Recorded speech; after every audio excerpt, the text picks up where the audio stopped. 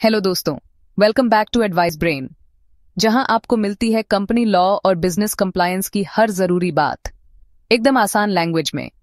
आज हम बात करने वाले हैं एक बहुत ही इंपॉर्टेंट टॉपिक पर, जो section 43 kinds of share capital. चाहे आप एक कंपनी के डायरेक्टर हो, शेयर होल्डर हो या CSCA स्टूडेंट, सब कुछ कवर करेंगे with examples step by step. तो वीडियो को एंड तक जरूर देखिए, क्योंकि यह नॉलेज आपके काम आने वाली है, चाहे एग्जाम हो या एक्चुअल कंपनी मीटिंग्स। चलिए शुरू करते हैं। सेक्शन 43 बताता है कि एक कंपनी जो लिमिटेड बाय शेयर्स है, उसके पास किस टाइप का शेयर कैपिटल हो सकता है। ये प्रोविजन सभी ऐसी कंपनीज पर लागू होता है जब तक उनके आर्टिकल्स ऑफ एसोसिएशन AOA कुछ अलग ना कहे, स्पेशली प्राइवेट कंपनीज के केस में। सबसे पहले बात करते हैं इक्विटी शेयर कैपिटल के बारे में। इक्विटी शेयर्स कंपनी में ओनरशिप को रिप्रेजेंट करते हैं और इनमें वोटिंग राइट्स होते हैं। इक्विटी शेयर कैपिटल के दो टाइप्स होते हैं। 1. Equity shares with voting rights. Share holders को कंपनी के हर रेजोल्यूशन पर वोट देने का राइट होता है। वोटिंग का रेशियो उनके पास जितने शेयर्स हैं उसके प्रोपोर्शन में होता है। 2. Equity shares with differential rights. In shares के साथ डिविडेंड, वोटिंग या किसी और राइट में अलग अलग डिफरेंशियल राइट्स होते हैं। मतलब हर शेयर का सेम राइट नहीं होता, कुछ ज्यादा डिविडेंड दे सकते हैं या कम वोटिंग राइट्स के साथ हो सकते हैं। अब बात करते हैं conditions to issue differential voting rights DVR shares के बारे में। 1. कंपनी के पास पिछले 3 साल का प्रॉफिटेबल ट्रैक रिकॉर्ड होना चाहिए।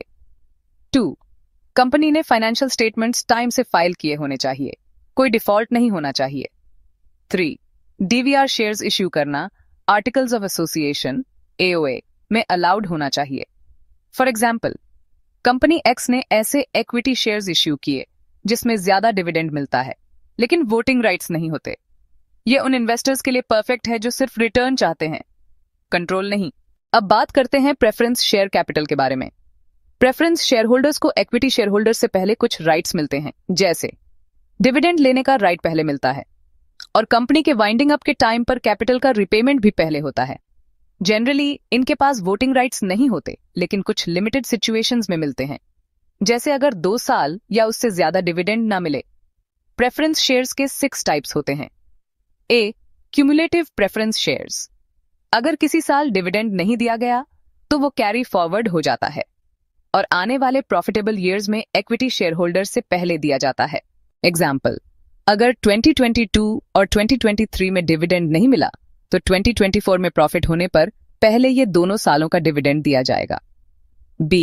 Non cumulative preference shares. अगर डिविडेंड किसी साल डिक्लेयर नहीं होता तो वो लैप्स हो जाता है, उसका कोई अरियर कैरी फॉरवर्ड नहीं होता। C. Participating preference shares. इन शेयर होल्डर्स को फिक्स्ड डिविडेंड के अलावा इक्विटी शेयर होल्डर्स को डिविडेंड मिलने के बाद एक्स्ट्रा प्रॉफिट का हिस्सा भी मिलता है। D. Non participating preference shares. इन्हें सिर्फ फिक्स्ड डिविडेंड मिलता है, एक्स्ट्रा प्रॉफिट का कोई हिस्सा नहीं मिलता। E. Redeemable preference shares. ये शेयर्स कंपनी एक फिक्स टाइम पीरियड के बाद या कंपनी शेयर होल्डर के ऑप्शन पर रीपे कर सकती है। F. Irredeemable preference shares. ये शेयर्स अलाउड नहीं होते, हर प्रेफरेंस शेयर को 20 ईयर्स के अंदर रिडीम करना जरूरी है। एक्सेप्शन, अगर शेयर इंफ्रास्ट्रक्चर प्रोजेक्ट के लिए इश्यू किया गया हो तो 30 साल तक रिडीम करने की परमिशन होती है, कुछ कंडीशंस के साथ। तो दोस्तों, ये था हमारा आज का वीडियो। उम्मीद है आपको वीडियो पसंद आया होगा और कुछ नया सीखने को मिला होगा। अगर आपको ये कंटेंट यूजफुल लगा हो तो लाइक जरूर करिए, कमेंट करके बताएं आपका नेक्स्ट टॉपिक सजेशन क्या है, और चैनल को सब्सक्राइब करना ना भूलें for more such informative videos. और हाँ, बेल आइकॉन दबाना मत भूलना ताकि आपको मिलती रहे लेटेस्ट अपडेट्स सबसे पहले। मिलते हैं नेक्स्ट वीडियो में एक नए टॉपिक के साथ। Thank you and have a nice